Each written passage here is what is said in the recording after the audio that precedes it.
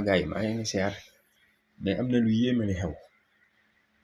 le 25 février 2024 moo waroon a doon élection yi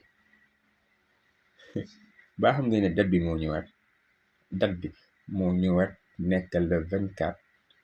mars 2024 xam ngeen si nan jël leen 25 février 2024 ngeen tàllal ka ngeen additionné ko maanaam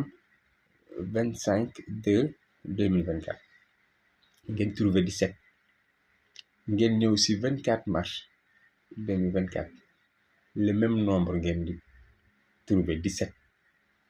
ce qui veut dire que 17 boobu nombre spirituel la maanaam daa am mbóot ma si laaxu